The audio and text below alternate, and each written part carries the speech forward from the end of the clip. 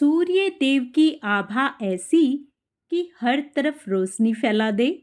अपनी चमकती किरणों से सोई हुई तकदीर जगा दे। ओम सूर्याय नमः।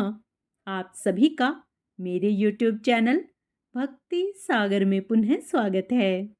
आज का अपना वीडियो शुरू करने से पहले आप सभी से विनम्र प्रार्थना है, लगातार हमसे जुड़े रहने के लिए, वे सभी धार्मिक जानकारियां प्राप्त करने के लिए, वे प्रतिदिन के महात्म्य श्रवण करने के लिए कृपया मेरे चैनल को सब्सक्राइब अवश्य करें। वीडियो यदि पसंद आता है तो लाइक एंड शेयर भी करें। आइए ज्येष्ठ मास का महात्म्य श्रवण करने से पहले ज्येष्ठ मास की एक कहानी सुनते हैं। प्राचीन समय की बात है, एक राजा था जिसका नाम था धर्मवर्मा। वह बहुत धार्मिक था, परंतु उसे यह समझ नहीं आता था कि ज्येष्ठ मास में स्नान और दान का क्या विशेष महत्व है। एक बार वह महान ऋषि अगस्त्य के पास गया और विनम्रता से पूछा, हे गुरुदेव, कृपया कर बताइए कि ज्येष्ठ मास में स्नान और दान क्यों करना चाहिए। ऋषि अगस्त्य मुस्कुराए और बोले, राजन, एक समय की बात है, एक निर्धन ब्राह्मण था जो प्रतिदिन सूर्योदय से पूर्व गंगा नदी में स्नान करता और अपनी शक्ति अनुसार अन्न, जल और छाया का दान करता। उसने यह नियम पूरे ज्येष्ठ मास तक निभाया। उसके पास अधिक साधन नहीं थे, फिर भी वह निस्वार्थ भाव से सेवा करता रहा। जैसे ही ज्येष्ठ मास पूर्ण हुआ, एक दिव्य रथ आकाश से उतरा और ब्राह्मण को अपने साथ ले गया। वह ब्राह्मण अगले जन्म में एक राजा बना और फिर अंत में विष्णु लोक को प्राप्त हुआ। ऋषि बोले, ज्येष्ठ मास में भीषण गर्मी होती है। ऐसे समय में किसी प्यासे को जल देना, भूखे को अन्न देना, बिना छाया वाले को छाया देना, यह सब तप, यज्ञ और हवन के बराबर पुण्य फल देता है। इस मास में प्रातःकाल स्नान, विशेषकर तीर्थ स्थलों पर स्नान का विशेष महत्व है और जल का दान करने से पापों से मुक्ति मिलती है। राजा ने यह कथा सुनकर पूरे राज्य में जल, छाया, अन्न, वस्त्र आदि का दान करवाया और अपने जीवन को सफल बनाया। जो भी व्यक्ति ज्येष्ठ मास में नियम पूर्वक स्नान, दान और तप करता है, वह सभी पापों से मुक्त होकर स्वर्ग को प्राप्त करता है। हमें ज्येष्ठ मास के नियमों का पालन करके अपने जीवन को धन्य बनाना चाहिए।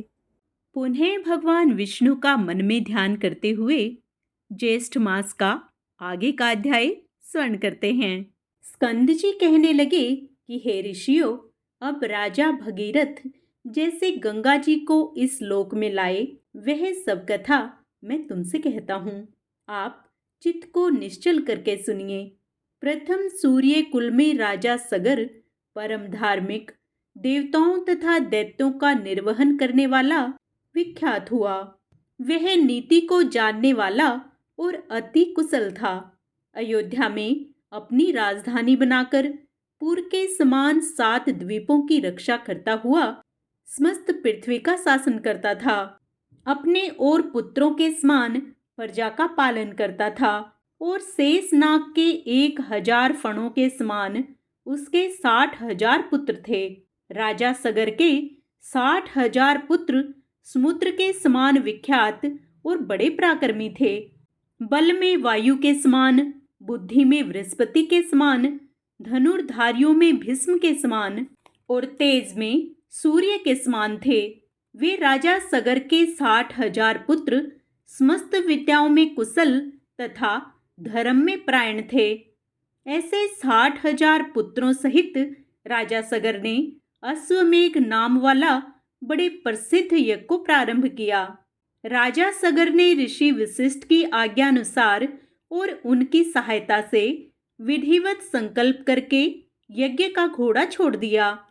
अनेक सेनाओं से सुशोभित सेनाचरों तथा वीर पुत्रों सहित यज्ञ का घोड़ा, जिसकी रक्षा के लिए राजा सगर के 60,000 पुत्र थे, चल पड़ा। अपनी इच्छा अनुसार एक देश से दूसरे देश को जाता हुआ थकावट से युक्त वह श्रेष्ठ घोड़ा जिन जिन विख्यात राजाओं से पकड़ा गया, उन सब राजाओं को अपने बल से जीतकर और अपने शरणागत होने पर छोड़ दिया। इस प्रकार इस भूमंडल के समस्त राजाओं से कर लेके छोड़ दिया गया और उन राजाओं से कर में गधे, ऊंट, घोड़े, हाथी और गड्ढे आदि सब सामान एकत्रित करके अयोध्या लाया गया। इसके पश्चात यज्ञ की समाप्ति पर विधि पूर्वक ऋत्वी जनों को दक्षिणा दी और 10 दिशाओं से लाया गया सब द्रव्य वस्तु तथा अपने राष्ट्र का भी बहुत सा धन कामना रहित होकर ब्राह्मणों को दान में दे दिया। इस तरह इस राजा ने 99 यज्ञ किए। इतने यज्ञ होने पर और जब 100वें यज्ञ में एक यज्ञ बाकी रह गया तो स्वर्ग के राजा इंद्र चकित हो गए और घबराकर सोचने लगे कि अब मैं क्या करूं और कहाँ जाऊं, मेरी रक्षा कौन करेगा। राजा सगर के 100 यज्ञ पूर्ण होने पर वह अवश्य ही मेरा इंद्रासन छीन लेगा। ऐसा विचार कर इंद्र युद्ध के लिए तत्पर हो गया और समस्त देव सेना लेकर पृथ्वी पर आ गया। सगर पुत्रों ने भी सहसा इंद्र को आए हुए देखकर यह निश्चय करके कि देवताओं का राजा इंद्र यज्ञ का घोड़ा हर करके ले जाने के लिए आया है, 60,000 राजा सगर के पुत्र इंद्र के पास आए और नमस्कार करके बड़े आदर और शांति के साथ वचन बोले कि हे स्वामिन, हे सचिपते, यहाँ आपका आना कैसे हुआ। सगर पुत्रों के ऐसे वचन सुनकर इंद्र, जिनके होंठ क्रोध के मारे कांप रहे थे, बोले कि तुम मेरा यह सब राज्य और इंद्रपद सब कुछ हरण करने के लिए तैयार हो रहे हो और अब बच्चों के समान श्रेष्ठ और मधुर वचन बोल रहे हो, जैसे तुमको कुछ पता ही नहीं। ऐसा कहने पर सहसा देवता लोग शत्रु सेना पर प्रहार करने लगे। सगर पुत्रों ने भी युद्ध आरंभ कर दिया और भयप्रद तुमुल युद्ध आरंभ हो गया। वीर लोग वाणों से वाण, शस्त्रों से शस्त्र का प्रहार और निवारण करने लगे। युद्ध के कारण अति अंधकार हो गया और 10 दिशाएं वाणों से व्याप्त हो गई। अपने और पराई का कोई ज्ञान न रहा। इस प्रकार वे परस्पर युद्ध करने लगे। देवता लोग देवताओं को और सगर पुत्रों को मारने लगे। अपने पराई का कुछ भी ज्ञान न रहा। तब देवताओं के भय से सगर पुत्रों की सेना भयभीत होकर अपने प्राणों की रक्षा के लिए 10 दिशाओं की तरफ भागने लगी। फिर क्रोध से संतप्त होकर सगर पुत्रों ने दैत्यास्त्र को छोड़ने के लिए अपने धनुष पर चढ़ाया और यह देखकर देवसेना झट से भाग पड़ी। उस संग्राम में हाथी पर सवार केवल एक इंद्र और 60,000 सगर के पुत्र ही रह गए। ऐसा देखकर इंद्र उनके साथ युद्ध करने में अपने आप को असमर्थ देखकर वहां से भाग पड़ा। अति चिंता से व्याप्त इंद्र श्री विष्णु भगवान के पास गए। इंद्र के चले जाने पर सगर पुत्र और उनकी सेना अपने निवास स्थान को चली गई। उनको सगर पुत्रों ने स्वामी के गौरव के लिए बहुत सा धन, वस्त्र और भूषण देकर प्रसन्न किया। इस प्रकार अश्वमेध यज्ञ वर्णन 12वां अध्याय समाप्त होता है। आगे का अध्याय हम अपने कल के वीडियो में करेंगे। पूर्ण पुण्य लाभ प्राप्त करने के लिए आप उसे भी अवश्य स्मरण करें। जय श्री हरि। ज्येष्ठ मास में सूर्य उपासना का विशेष महत्व है। आइए इसी श्रृंखला में हम सूर्य चालीसा का पाठ करते हैं। श्री रवि हरत हो घोरतम, अगिनत किरण पसारी, वंदन करूं तव चरणन में, अर्ध देऊं जलधारी। सकल सृष्टि के स्वामी हो, सचराचर के नाथ, निस्दिन होत तुमसे ही, होवत संध्या प्रभात। जय भगवान सूर्य तमहारी, जय खगेश दिनकर शुभकारी। तुम हो सृष्टि के नेत्र स्वरूपा, त्रिगुणधारी त्रैवेद स्वरूपा। तुम ही करता पालक संहारक, भुवन चतुर्दश के संचालक। सुंदर बदन चतुर्भुजधारी, रश्मि रथी तुम गगन विहारी। चक्र शंख और श्वेत कमल धर, वर मुद्रा सोहत चोटे कर। शीस मुकुट कुंडल गल माला, चारु तिलक तब भाल विशाला। सप्त अश्वरथ अति द्रुत गामी, अरुण साथी गति अविरामी। रक्त वरुण आभूषण धारक, अति प्रिय तोहि लाल पदारथ। सर्वात्मा कहे तुम्हें ऋग्वेदा, मित्र कहे तुमको सब वेदा। पंचदेवों में पूजे जाते, मन वांछित फल साधक पाते। द्वादश नाम जाप उद्धारक, रोग शोक और कष्ट निवारक। मां कुंती तब ध्यान लगायो, दानवीर सुत करण सो पायो। राजा युधिष्ठिर तब जस गायो, अक्षय पात्र वो वन में पायो। शस्त्र त्याग अर्जुन अकुरायो, बन आदित्य हृदय से पायो। विंध्याचल तब मार्ग में आयो, हाहाकार तिमिर से छायो। मुनि अगस्त्य गिरि गर्व मिटायो, निज तप बल से विंध्य नवायो। मुनि अगस्त्य तब महिमा गाई, सुमिर भय विजय रघुराई। तो हे विरोक मधुर फल जाना, मुख में लिन्ही तो हे हनुमाना। तब नंदन शनि देव कहावे, पवन के सुत शनि तीर मिटावे। यज्ञ व्रत स्तुति तुम्हारी कीन्ही, भेंट शुक्ल यजुर्वेद की दिन्ही। सूर्यमुखी खरितर तब रूपा, कृष्ण सुदर्शन भानु स्वरूपा। नमन तोहे ओंकार स्वरूपा, नमन आत्मा और काल स्वरूपा। दिग दिगंत तब तेज प्रकाशे, उज्ज्वल रूप तुम्ही आकाशे। 10 दिगपाल करत तब सुमिरन, अंजलि नित्य करत हैं अर्पण। त्रिविधि ताप हरता तुम भगवन, ज्ञान ज्योति करता तुम भगवन। सफल बनावे तब आराधना, गायत्री जप सरल है साधना। संध्या त्रिकाल करत जो कोई, पावे कृपया सदा तब वो ही।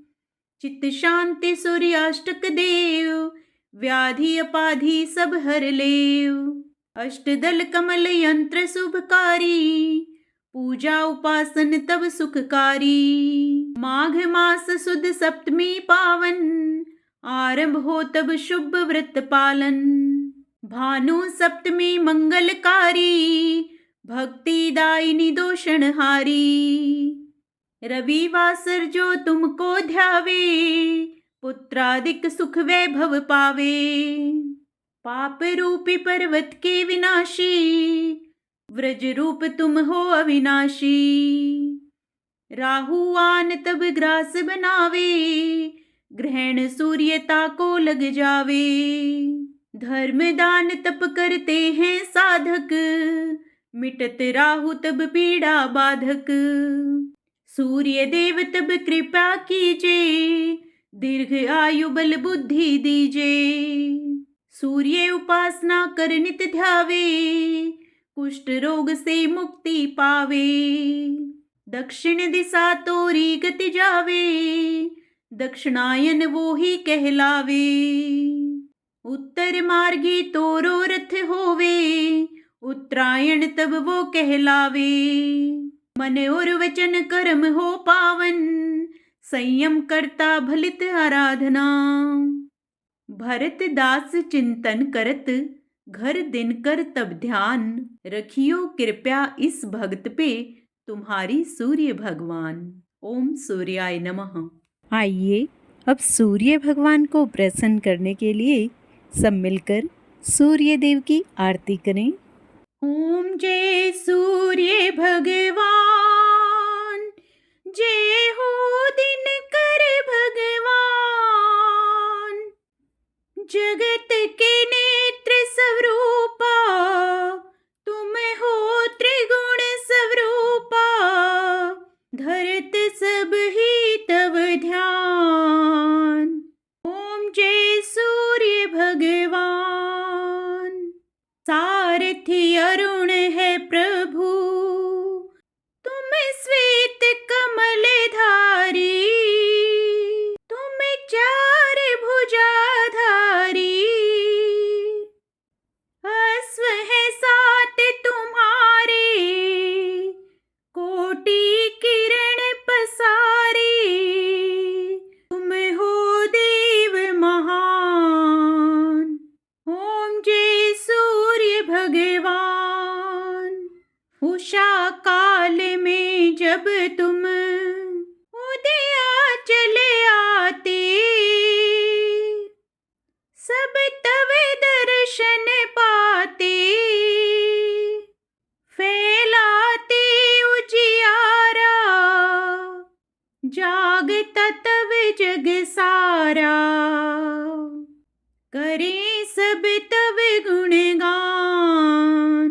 ओम जय सूर्य भगवान।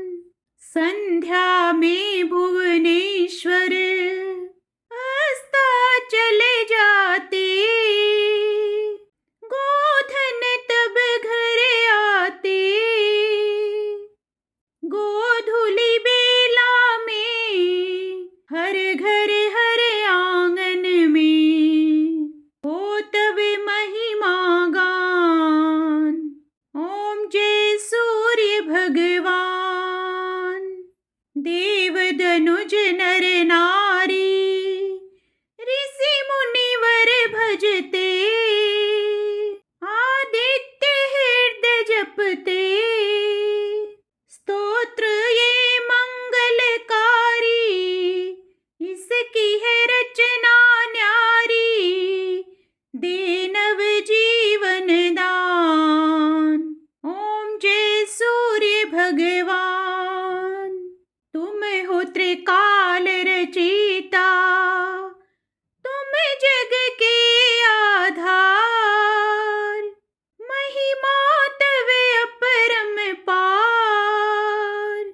प्राणों का सिंचन करके भक्तों को अपने देते, बल बुद्धि और ज्ञान। ओम जय सूर्य भगवान। भूचर जलचर खेचर, सबके हो प्राण तुम्ही, सब जीवों के प्राण तुम्ही। वेद पुराण बखाने, धर्म सभी तुम्हें माने, तुम ही सर्वशक्तिमान। ओम जय सूर्य भगवान। पूजन करती दिशाएं, पूजे दस दिग्पाल, तुम भुवनों के प्रतिपाल। ऋतुएं तुम्हारी दासी, तुम शाश्वत अविनाशी, शुभकारी अंशुमान। ओम जय सूर्य भगवान। ओम जय सूर्य भगवान। जय हो दिनकर भगवान। जगत के नेत्र स्वरूपा, तुम हो त्रिगुण स्वरूपा, धरत सब ही तव ध्यान। ओम जय सूर्य भगवान। ओम जय सूर्य भगवान। ओम सूर्याय नमः।